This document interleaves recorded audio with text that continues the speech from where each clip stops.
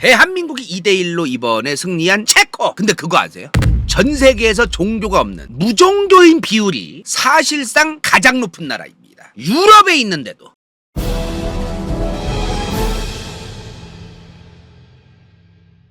자, 요즘 대한민국 또 시끄럽고 피곤한 일이 많아졌어요. 물론 이제 간다요 채널에서 그런 얘기 안 하길 바라는 수많은 간청단 분들이 있는 걸 저도 잘 알고 있는데요. 다행일까요? 2026년 북중미 월드컵 정말 많은 분들 관심이 없으셨는데 관심이 떡상하게 된 6월 12일 체코전 2대1 승리. 박수! 아, 대박이에요. 많은 국민들이 이번에 굉장히 좀 기분이 좋아지지 않았을까 싶습니다. 대한민국이 이번에 체코를 이겨서 지금 다들 장밋빛 미래 황금빛 미래, 지금 2승 1무 얘기가 나오고 있습니다. 2승 1무 0패 아니냐 이거. 체코를 일단 우리가 이겼고 남아공은 당연히 이길 것이고 멕시코도 생각보다 못한다. 지금 멕시코를 우리가 비기기만 해도 좋은 거 아니냐. 그래서 2승 1무 좀 요런 얘기가 나오고 있는데 지금 처음 들어. 처음 듣는다니. 아무튼 좀 이런 얘기를 하는 분들도 계시다는 거 지금. 근데 제가 볼 때는 2승 1패? 멕시코는 못 이길 것 같아. 간다요 개인적으로 2승 0무 1패? 그러지 않을까? 멕시코는 홈이니까 또. 자, 아무튼 간에 이번에 체코전 2대1로 승리했죠. 그리고 2020년 카타르 월드컵 때 지금 썸네일 쩍쩍쩍쩍 나오죠 지금. 2020년 카타르 월드컵 때 저렇게 많은 컨텐츠를 올리면서 개꿀 빨았던 컨텐츠 월드컵 특집 첫편 체코의 역사입니다. 몇 년 전에 2022년에 카타르 월드컵 특집으로 카타르에 대해서, 그리고 우루과이에 대해서, 그리고 가나에 대해서, 그리고 포르투갈에 대해서 여러 가지를 이제 저희가 설명을 했었는데요. 이번에 첫편 체코 편입니다. 북중미 월드컵 특집. 자, 먼저 지금 우리가 A조예요. 그쵸? 현재 멕시코, 한국, 체코, 남아공이 같은 조에 A조 지금. 근데 그 체코라는 국가가 여러분들 어디 있는지 아세요? 유럽에 있다. 그러니까 유럽 어디? 잘 몰라.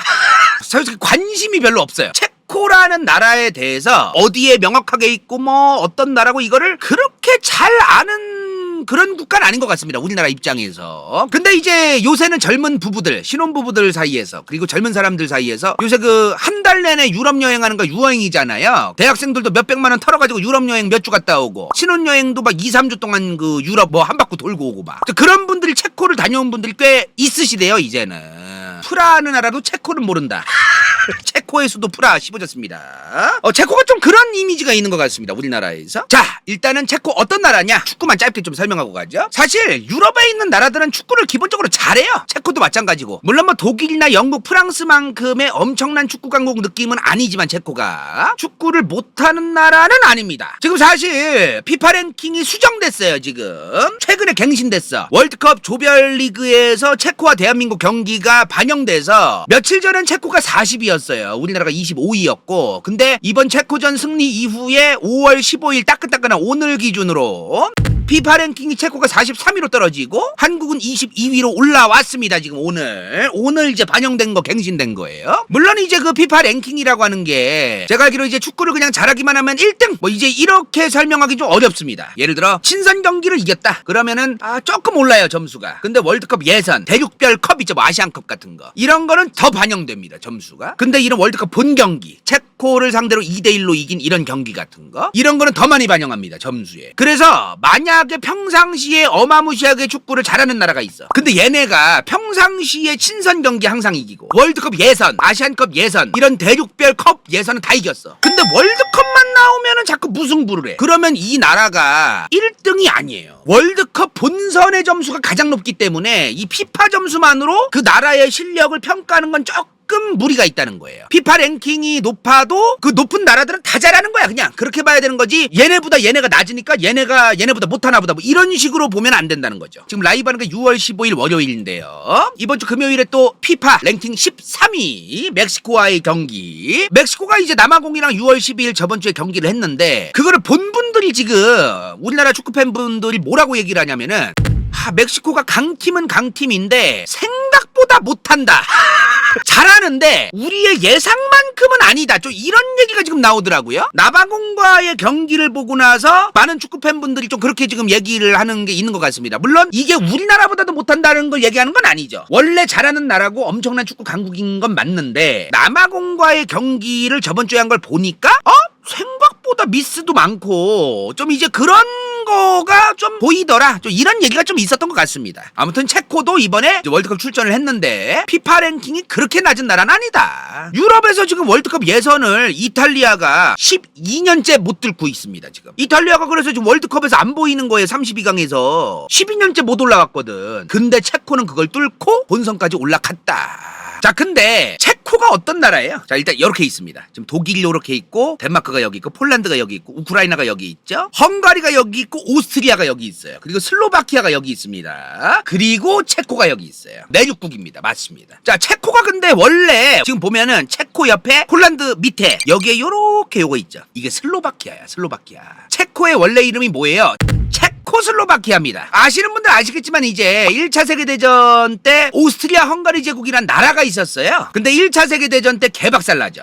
이 오스트리아 헝가리 제국이 지금의 독일 남부 약간 체코랑 슬로바키아 그리고 지금의 오스트리아 헝가리 루마니아의 이제 북서쪽 발칸반도의 북쪽 요런 데를 굉장히 좀 많이 아우르던 나라예요. 오스트리아 헝가리 제국이. 자, 근데 얘네가 1차 세계대전에서 패전합니다. 근데 이 오스트리아 헝가리 제국이 1차 세계대전에서 진 다음에 나라가 쪼개져요. 오스트리아 따로 헝가리 따로. 근데 이 과정에서 우드로 윌슨의 민족자결주의 우드로 윌슨의 민족자결주의에 영향을 받아서 각 민족은 특정 나라에 속할 이유가 없다. 각 민족들은 각각 자기들의 나라를 가지고 민족들이 자기들의 나라를 운영해야 된다. 민족주의 열풍이 이제 불지 않았습니까? 기존의 이 오스트리아 헝가리 제국에 속해 있던 수많은 민족들이 각 나라를 세우려고 그래요.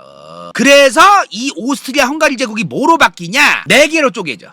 오스트리아 헝가리 제국 하나였던 나라가 오스트리아, 헝가리, 체코슬로바키아 그리고 유고슬라비아로 변합니다. 4분할이 돼요. 4분할. 그러면서 생긴 게 이제 체코슬로바키아죠. 자, 근데 사실 체코랑 슬로바키아는 민족성이 약간 다릅니다. 체코인, 슬로바키아인 이렇게 좀 달라요. 민족성이 약간. 그러면 우드로 윌슨의 민족자결주의에 영향을 받았으면은 체코, 슬로바키아 각각 나라가 생겨야지. 왜 얘네 둘은 합쳐가지고 체코슬로바키아라는 나라로 합쳐가지고 만들었느냐? 여기 보면은 이제 오스트리아, 헝가리, 유고슬라비아, 루마니아, 체코슬로바키아 여기 이제 독일입니다. 이렇게 이제 나라가 쪼개졌는데 루마니아는 그냥 보여주려고 이제 넣은 거고요. 근데 이 체코슬로바키아에서 원래 체코 지역 여기가 슬로바키아고 여기가 체코인데 이 지역에 독일 사람이 많이 살았어요. 독일 사람이 300만 명이나 살았어요. 역사적인 여러 이유가 있는데 아무튼 독일 사람들이 많이 살았어요. 이 체코 지역에. 1918년 기준으로 300만 명이면 엄청난 인구예요. 명확한 통계가 없어가지고 대략적인 수치인데 근데 물론 이 체코라는 지역에 체코인이 더 많긴 많은데 그럼에도 불구하고 독일 사람이 너무 많은 거야. 체코에 체코 사람이 650만 명. 근데 독일 사람이 300만 명이니까 엄청난 인구죠. 전체 인구의 3분의 1이니까. 근데 이게 문제가 뭐냐면은 독일 사람들은 당시에 기술자, 좀 배운 사람, 지식인, 배운 사람이 많았어. 돈도 많고 기술자도 많고 좀 배운 사람도 많으니까 체코라는 나라에서 체코인들보다도 독일인들의 영향력이 꽤 컸던 겁니다. 근데 체코 사람과 슬로바키아인 둘 다 슬라브족 계열이에요. 이게 체코족이 아니야. 슬로바키아족이 아니야. 슬라브족이라고 하는 하나의 그 민족이 있는데 그 민족이 또 여러 개의 계열로 나뉘는 게 있어요. 게르만인들을 여러 개로 나눠가지고 또 이제 나눠놓듯이 그런 게 있는 거예요. 그래서 범슬라브, 범게르만 이런 개념이 있듯이 범슬라브족 계열에서 체코와 슬로바키아가 포함되는 거지. 그러나 각각의 문화적인 거라던가 이런 건 좀 더 다르고 이제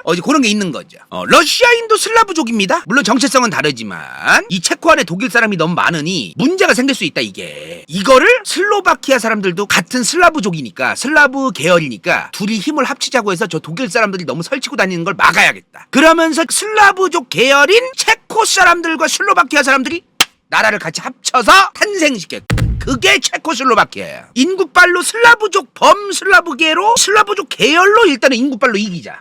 요런 게 있었던 거죠. 1918년에 그 슬로바키아인하고 체코인들이 합쳐서 체코슬로바키아가 생기는 겁니다. 굳이 예를 들자면은 남북한이 사이가 별로 안 좋죠. 근데 중국이 쳐들어와. 근데 그 중국이 쳐들어온 건 북한도 싫어하거든요, 사실은. 옛날에 이제 중공군이 도와준 거지 그거는 쳐들어온 게 아니야. 근데 이제 중국이 한반도 전체를 먹으려고 해. 그러면은 이제 뭐 사이가 더럽긴 한데 일단 합쳐볼래? 좀 요런 느낌?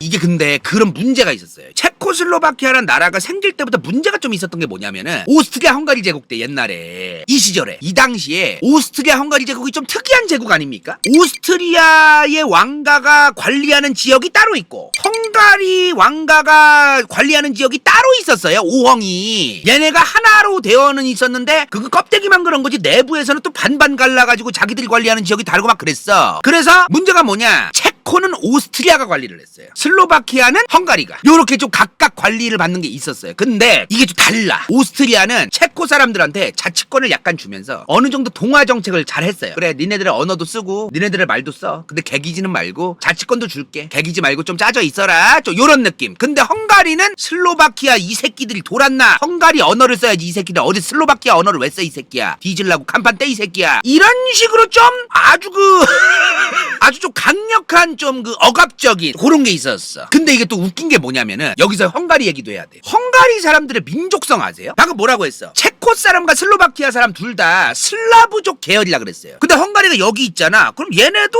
발칸반도 쪽에서 올라온 좀 계열, 뭐 아니면은 뭐 이탈리아계, 슬라브족 계열, 뭐 요 정도 생각할 만하잖아요. 근데 이 사람들은 마자르족이란 정체성이 있어. 근데 이 마자르족이 뭐냐? 아시아 시베리아 벌판에서 왔다고 생각해요. 이 사람들은 자기들이 유럽에 있잖아. 지금 동유럽에 있잖아요. 동유럽 여기에 있는데도 우리는 시베리아 우랄 산맥에서 온 민족이다. 요런 정체성이 있어. 이 사람들이, 이 헝가리인들이 자기들 그 마자르족이라는 그 정체성 때문에 뭐랄까요, 다른 민족성과 어울리기가 쉽지가 않아요. 우랄 산맥이 어디냐면은 여기 보면은 여기 보이세요? 여기서 쭉 이어지는 요거 보이세요? 여기서부터 이제 산맥 보이죠? 이렇게 이어지는 거 쭉 이어지는 요 아래까지, 요 카자흐스탄까지, 요게 우랄 산맥이야. 요거 요 예카테린부르크 바로 옆에 요게 이제 우랄 산맥이에요. 요게 여기서 요렇게 해서 여기까지 왔다 이 말이야. 자기들의 정체성이 그거야. 그러니까 저 멀리에서 왔다는 거예요. 이 사람들의 정체성이 유럽인들과 그렇게 결을 함께 할 수 있는 그런 게 아니야. 그러다 보니까 이 헝가리인들이 이 슬로바키아 사람들을 억압을 하고, 이 놈들 마자르족 언어 쓰고 이 새끼야, 마자르족이야 니네는 이제 뭐 이런 식으로 하고 막 그런 게 있었지. 그래서 슬로바키아도 자기들이 헝가리 아래에 있을 때 탄압을 너무 많이 당하던 그 역사가 있으니까 자기들도 혼자서 불안한 거예요. 겸사겸사. 체코도 자기 혼자 가기가 싫고 슬로바키아도 자기들도 좀 불안하고, 그러니까 체코슬로바키아로 갈 수 있는 그런 이 분위기가 있었던 거지. 같은 슬라브족 계열이니까. 자, 근데 그렇게 체코슬로바키아가 튀어나왔는데 2차 세계대전이 터집니다. 이 인간이 가만히 있었겠어요? 이 사람이 이제 2차 세계대전 때 또 나라를 개박살냅니다. 체코슬로바키아를. 그 2차 세계대전 끝나고 나서는 소련의 영향을 받아요. 여기 보면은 동독이 있고 폴란드가 있고 여기 보면 체코슬로바키아 있네요. 그죠? 요 소련의 영향을 받아서 공산주의 국가가 돼요. 소비에트 연방에 포함된 건 아닌데 그 소련의 위성국이 돼요. 그러니까 이게 소비에트 연방에 아예 포함이 되어 있던 나라가 있고, 소비에트 연방에 포함은 아니지만 친소련이면서 소련의 영향하에 있는 위성국으로 있는 나라가 또 있어요. 이거 각각 구분을 해야 됩니다. 이게 같은 게 아니에요. 이게 아무튼간에 이게 체코슬로바키아가 이제 공산권 국가가 됐어요. 근데 1968년 체코슬로바키아 사람들이 우리는 이제 공산주의를 버려야 된다, 민주화로 가야 된다. 68년도에 68년도에 민주화를 원했던 거예요. 그렇지, 프라하의 봄이야. 이때 소련이 군대를 몰고 와서 개박살냅니다. 그러면서 체코슬로바키아가 계속해서 친소련 국가로서 공산권 국가로서 가요. 근데 아시다시피 이제 소련이 91년도에 붕괴되죠. 체코슬로바키아는 소련의 영향이 이제 조금 좀 느슨해졌던 89년도에 이제 체코슬로바키아가 민주화가 됩니다. 근데 민주화가 되고 나니까 이제 체코 사람들과 슬로바키아 사람들이 다 같이 잘 지내던 시절이 아닌 거예요. 소련 영향하에 있을 때는 체코 사람들이든 슬로바키아 사람들이든 하나의 열망, 민주화에 대한 열망, 소련으로부터 우리가 해방되기 위해 뭉쳐야 된다라는 그 열망, 그것 때문에 체코 사람이든 슬로바키아 사람들이든 상관없다, 요런 게 있었는데 민주화가 되고 나니까 이제 민주화에 대한 공통의 그 목적이 사라졌잖아요. 이제 서로 안 맞아. 이게 체코나 슬로바키아나 둘 다 가톨릭을 많이 믿는데 체코 사람들은 과거부터 산업혁명의 영향도 많이 받고 기술자나 이런 사람들도 많아가지고 체코 체코 지역은 가톨릭을 좀 세속주의적으로 느슨하게 믿었어요. 근데 슬로바키아는 시골이야. 슬로바키아는 농사 짓는 사람들이 많고 보수적인 가톨릭 사회에 아주 찐 가톨릭 사회. 이게 지방으로 내려가면 내려갈수록 우리나라도 마찬가지인데 사람들이 보수적이고 잘 안 바뀌어요. 이게 사회과학적으로도 그런 게 있습니다. 종교도 굉장히 문화적으로 이제 시골로 가면 갈수록 좀 중요해집니다. 영향력이 커져요. 그래서 이제 체코 같은 경우에는 이제 종교적인 영향도 덜한데 슬로바키아는 아닌 거예요. 그리고 체코는 이제 공업, 서비스직, 관광. 슬로바키아는 관광업이 애매합니다. 사실 논밭, 농업, 솔직한 얘기로 좀 경제가 좀 애매합니다. 그래서 이제 나중 가서 이렇게 되는 거야. 체코 사람들 입장에서 체코슬로바키아라는 나라로 통합이 되니까 우리 체코인들이 열심히 돈 벌어서 세금 슬로바키아로 보내주는 거 아니냐, 뭐하러 우리가 계속 그래야 되느냐 이거예요. 근데 반대로 슬로바키아 사람들은 야, 우리는 왜 맨날 농사만 짓고 공장 같은 것도 몇 개 없고 이런 제대로 된 금싸라기 돈 버는 인프라는 다 체코에 쟤네들한테만 깔려있고 왜 우리만 차별하냐. 서로 동상이몽인 거야. 서로 완전히 다른 생각을 가지고 있어. 그러니까 안 돼. 이게 민주화라는 공통의 목적을 위해서는 함께 했던 게 이제 민주화가 이룩되고 나서는 도저히 함께 못 가겠다 이 말이야. 그래서 하이픈 아세요? 하이픈? 이게 하이픈이야. 하이픈 전쟁이라는 게 있습니다. 이 전쟁이 좀 개웃긴 게 진짜 이 짝대기 하나 때문에 싸운 거. 짝대기. 물론 이제 총칼 가지고 싸운 건 아니고 입씨름을 한 겁니다. 이제 1989년에 소련으로부터 해방됐어요. 체코슬로바키아가. 소련 때 이름이 뭐냐면 체코슬로바키아 사회주의 공화국이었어요. 이거 이제 민주화가 됐으니까 이름을 바꿔야 될 거 아니에요. 이제 요거로 바꿔야 됩니다. 연방공화국으로 바꿔야 돼요. 그죠? 자, 근데 문제는 여기다가 하이픈을 넣자 이거야. 원래는 이 체코슬로바키아라는 게 이렇게 하이픈이 없었어요. 체코슬로바키아 그 붙어 있었어. 근데 슬로바키아 사람들이 야, 왜 체코가 맨 앞에 있고 뒤에 하이픈을 안 붙여서 슬로바키아 그냥 붙여놔서 사람들이 체코슬로바키아 이름 길다고 체코로 부르게 만드냐. 체코랑 슬로바키아 둘 다 동등한 입장으로 돼야 될 거 아니냐. 체코랑 슬로바키아 사이에 하이픈을 넣어달라 이거야. 그 나라 이름에. 이번에 체코슬로바키아 연방공화국으로 이름을 바꿀 때 하이픈을 넣어서 수정해야 된다. 슬로바키아 사람들이 이런 걸 요구하기 시작해요. 근데 체코 사람들이 야, 어차피 같은 나라 사람인데 뭐가 이렇게 중요해. 하이픈 없이 가면 되지. 이제 그러는 거예요. 그래서 이 하이픈 가지고 이제 존나 또 이제 막 싸워. 근데 옛날에 2차 세계대전 때 나치 독일 히틀러가 체코슬로바키아 지역을 점령했을 때 체코슬로바키아를 하이픈을 붙여서 불렀었어요. 히틀러가, 나치 독일이. 그래 체코 사람들이 야, 슬로바키아 니네는 나치 독일이 그렇게 좋냐. 쟤네들은 나치견이다.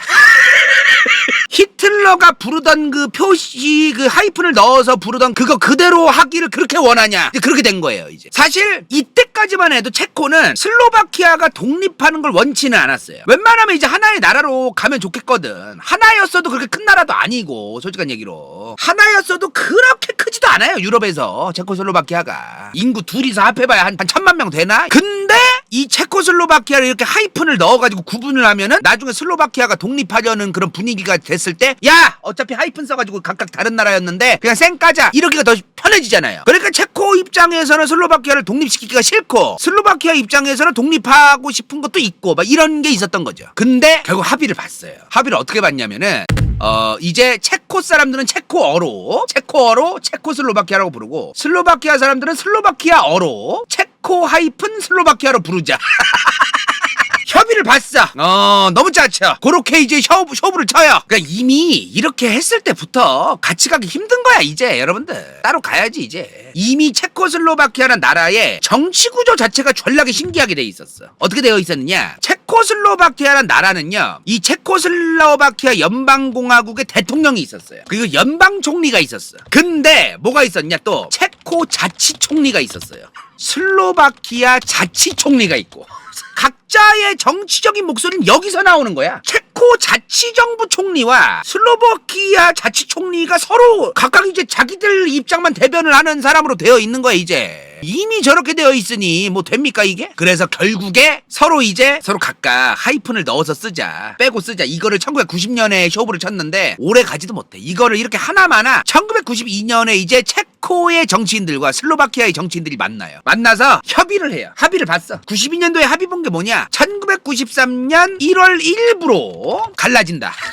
92년도에 합의를 봐서 93년 1월 1일부로 갈라진다. 요거를 쇼부를 쳐요. 그러면서 이제 체코와 슬로바키아가 각각 나라가 됩니다. 그래서 체코랑 슬로바키아 둘 다 지금 현재 공화국이 93년 1월 1일부터야.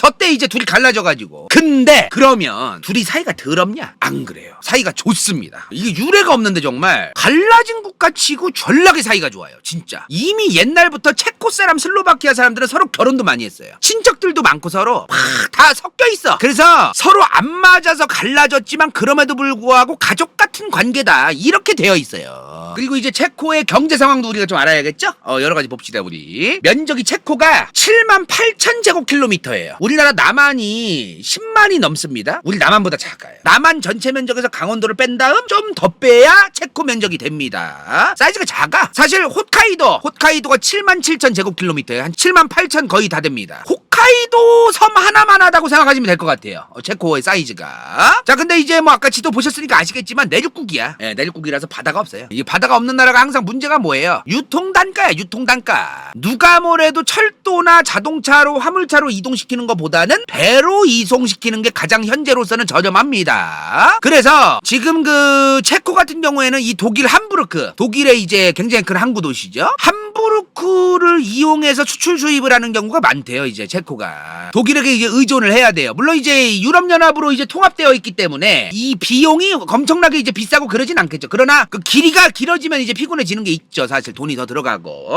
아니면은 이제 그 옆에 있는 네덜란드나 벨기에 항구에서 철도로 이송하기도 하고요. 지금 보니까 독일 내의 철도망이 체코랑 잘 연결되어 있대요. 이 함부르크에서 체코까지 다이렉트로 가는 거는 철도도 잘 되어 있고, 네덜란드 벨기에 항구에서 철도로 독일로 들어온 다음에 체코로 가는 것도 잘 되어 있고요. 그런 게 좀 잘 되어 있다고 하더라고. 나 그리고 이번에 처음 알았잖아. 나 진짜로. 그거 아세요? 독일의 함부르크가 누구 땅이에요? 함부르크 누구 땅이에요? 독일 영토죠. 독일의 도시입니다. 그쵸? 근데 저 함부르크 안에 체코의 영토가 있다고 합니다. 나 이거 이번에 처음 알았어, 나도. 사실 영토는 아니고 조차지. 체코에 조차지가 있어요. 조차지. 함부르크에 보면은 몰다우 하펜이라는 지역이 있어요. 여기가 체코의 조차지예요. 조개지 같은 거, 옛날에 조개지. 옛날에 홍콩이랑 중국 청나라의 그 해안에 서구열강들이 조차지, 조개지 이러면서 그 땅 하나씩 먹잖아요. 이제 그런 거 있잖아. 무역을 하기 위해서 우리 그 국가의 조차지, 조개지. 우리가 체류하면서 취해법권이면서 자유롭게 우리가 왔다 갔다 하지만 청나라한테서 임대를 해가지고 계약을 해서 100년 동안 조차하고 막 이런 거. 그런 거 있잖아요, 막. 그런 거야, 지금. 여기 몰다우 하펜. 여기가 이제 저 체코의 조차지로 되어 있어요. 자, 아무튼 간에 이 몰다우 하펜이 있는데, 사실 지금 저 몰다우 하펜은 실질적으로 막 지금 체코가 많이 쓰지는 않는데요. 함부르크에 있는 다른 독일의 항구를 쓴다고 하더라고요, 항만을. 그래서 저 몰다우 하펜이 그렇게 좀 메리트가 있는 땅은 아니래요. 조만간 계약도 끝난다 그러더라고요. 자, 그리고 그거 아시나요? 전 세계에서 종교가 없는 무종교인, 이 무종교인 비율이 가장 높은 나라, 사실상 체코입니다. 사실상이라고 했습니다. 사실상. 왜 사실상이에요? 실제 무종교 비율이 가장 높은 나라는 따로 있는데 사실상 1등이라고 했습니다. 간다요가 2020년 기준 퓨 리서치 자료인데요. 72.8%입니다. 근데 체코보다 더 높은 나라가 있었어요. 체코가 2등이야. 1등이 누구냐? 중국이야. 근데 나는 저게 1등이 아니라고 봐. 저게 의미가 없다고 봐. 중국 사람들이 지금 무종교인이 많은 이유는 중국 공산당 때문이에요. 솔직히 그걸 빼고 이미 생활 속에 미신이 바글바글해요. 미신이 엄청나게 많은 나라야, 진짜 중국이. 그 중국 공산당의 영향에 의해서 무종교인이 많고, 동시에 미신, 종교라고 하기까진 좀 애매한 미신 같은 거 존나 많이 믿고, 이런 거를 따지면 1등이 중국이긴 하겠는데 사실상 실질적인 1등은 체코다 이 말이야. 게다가 유럽에 있잖아요. 유럽에서 기독교, 가톨릭, 개신교가 그렇게 많이 믿는 나라들이 많은데 이런 유럽 한복판에서 70% 넘는 인구가 종교가 없다. 이건 대박입니다, 이거. 퓨 리서치에서 이제 2020년에 조사한 그 무종교인 비율인데요. 중국이 89.6. 근데 이건 미신이 많기 때문에 조금 뻥카가 있어. 체코가 72.8, 베트남 67.7, 일본 여기가 57.5가 맞기는 맞는데 얘네 평상시에 미신 믿는 거 따지면 얘네도 지금 뭐 그래요. 네덜란드 54.2, 우루과이 52.4, 뉴질랜드 51.4, 한국 48.3. 이제 요런 순으로 갑니다. 그리고 그거 아세요? 기린 맥주죠, 기린. 일본의 기린 맥주 팔아먹는 기린 홀딩스라는 회사 있잖아요. 이 기린 홀딩스가 매년 맥주 소비 통계를 내요. 전 세계 31년 연속 1993년에서 2023년까지 기린 홀딩스 자료에 따르면 전 세계 31년 연속 1등이 체코입니다. 1인당 맥주 소비 통계 1위가 체코예요. 31년 연속이야. 체코 맥주 중에 이제 유명한 게 필스너라는 맥주가 유명한데, 저희가 이제 체코 하면 유명한 게 뭐지 하고 좀 알아봤어요. 페트와 매트 있죠. 요거 체코 만화야. 우리 또래 이상 분들은 모르는 분들이 없는데 요게 체코 만화야. 물론 이제 그 1976년에 처음 나왔기 때문에 체코슬로바키아의 만화죠.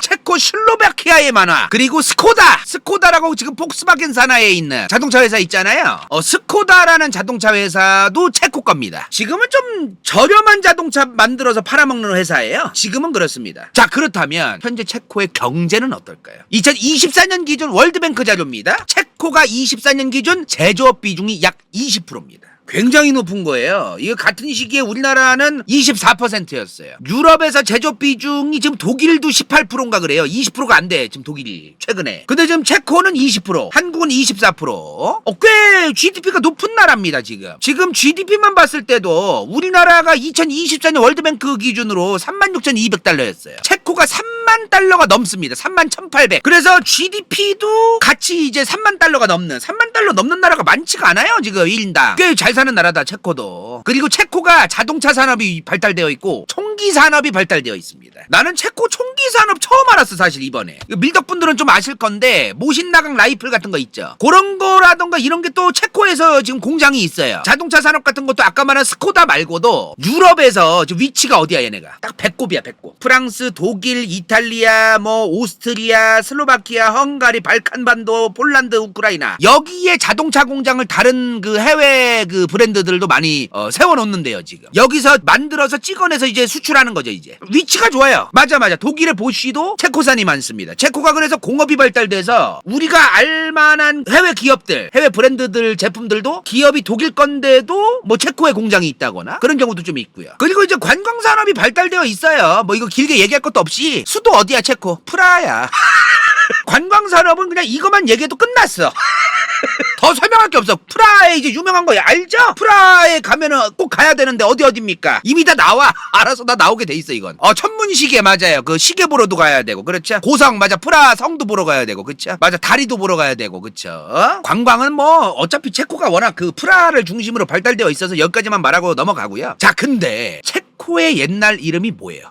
보헤미아입니다. 이 보헤미아 왕국이 있어. 보헤미아 왕국. 그 신성로마 제국이라고 아시죠? 그 신성로마 제국의 선제후국도 되고 막 그런 게 있는데, 신성로마 제국까지 얘기하면 졸라 피곤해지니까 이제 오늘은 그런 역사까지는 얘기 안 할 건데요. 근데 지금 이 보헤미아라는 단어 최근에 어디서 들었어요? 보헤미안 랩소디. 프레디 머큐리 배경으로 한 영화잖아요, 보헤미안 랩소디. 프레디 머큐리가 체코 사람인가? 그 양반이 체코 사람들인데 왜 보헤미안이라고 하지? 체코가 보헤미아로 불리던 옛날 중세에 그 시대부터 체코에 살던 집시들이 있었어요, 집시. 근데 이 집시들이 사실 명확하지가 않아. 이 사람들이 어디서 왔으며 어쩌다가 쟤네들은 뭉쳐다니며 쟤네들의 정체는 무엇이냐, 이거에 대해서 명확하게 나온 게 없어, 아직까지도. 사실은 문제는 이 보헤미아로 체코가 불리던 시절에 체코에 있던 집시들을 프랑스 사람들이 보헤미안이라고 불렀어요. 그래서 보헤미안이란 단어가 이제는, 원래는 과거의 체코인들이 보헤미안인데 지금은 그런 게 아니에요. 집시야, 집시. 자유분방하고 자기들 멋대로 살고 관습이나 룰 같은 거 개무시하고 이제 무언가에 매여 있지 않고 히피 같은 감성, 그런 거를 보헤미안이라고 이제 얘기하게 된 거예요, 이게. 그래서 프레디 머큐리도 살짝 이런 사람 아닙니까? 그래서 보헤미안 랩소디야. 자, 오늘 체코의 전반적인 것들에 대해서 말씀드렸는데요. 이번 주 6월 19일에 멕시코전이 진행될 예정이죠. 조만간에 멕시코의 역사에 대해 설명드리겠습니다. 인생동반 저키 강그 반니 성형 피부과 간다요 후원 부츠 vs 더월 은빛마술사 간호낸 댕다 최영희 수리성 크로스컷 시우필 DJ 도털 한명태 도도도 소인오빠 대한민국 선거 알려주는 채널 히하무허 뿡뿡 윤짱 올트바코모도 변호사 김세진 사시 49회.